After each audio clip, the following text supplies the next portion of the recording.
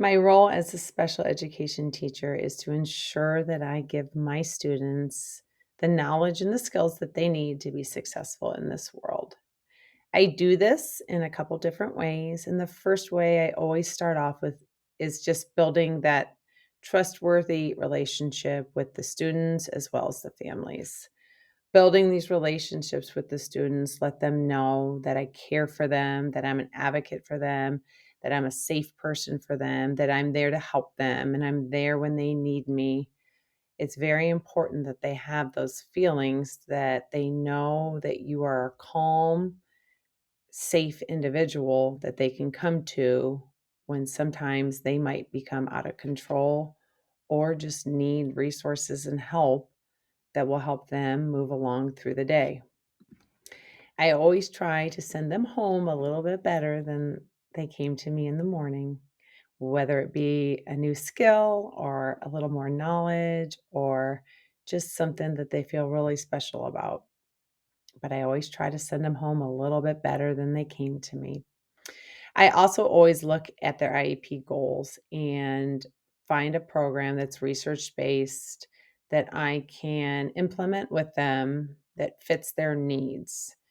I also try to give them resources that they may need in order to get the knowledge out of them or to make them successful. For example, hundreds charts, number lines, maybe text to read or text to speech, something that will allow me to get the knowledge out of them that I need to get so that I know that they have the skills to continue to conquer and to master these standards that they are required to.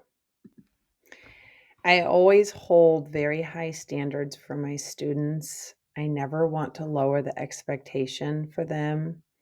I will keep that high expectation for them, and we will just continue to build on the foundation we have until we get to that expectation or goal that we are trying to reach. I always am collaborating with other professionals that work with these students, whether it's the speech therapist, the occupational therapist, the physical therapist, or any outside agencies that work with these children, and just collaborate so that we're all on the same page and we're all trying to get them to the goal that we have set for them or the goals that we have set for them.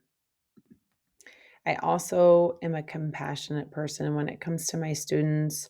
I want them to have me as a advocate for them and someone that they feel safe with, and I think they know that in teaching, I'm very compassionate about what I do, and I'm very dedicated to what I'm doing, and I think that they understand that. The more they get to know me, the more they understand that I'm here to help them, and I'm here for their support, and they get that compassionate from me from the beginning. I think reflection is one that a lot of teachers do in their head, and it's really hard to just get down on paper sometimes. I think it's very important to reflect on your lesson plans and actually write on them as to how that went or what would you do different. And I do always reflect, even like during my lessons, I'm reflecting, but getting that on paper is something that I think I could work on. And I'm going to try to be a little bit more organized this year and have a way at the end of the day to maybe just jot a couple notes down as to how that went and how to reflect and how to make it better. Having biases to me is just an opinion that can sometimes lead you down the wrong road.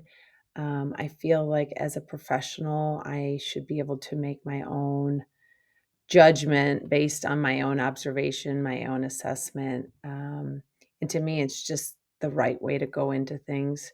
Having a clear, level head and having no expectations in the beginning as to these students and just making your own opinion about them and their families is the only way to go because you never want to go into this with a negative and you never want the parents to have a negative look on you or the way you teach. So just having a clear level head is the way to go.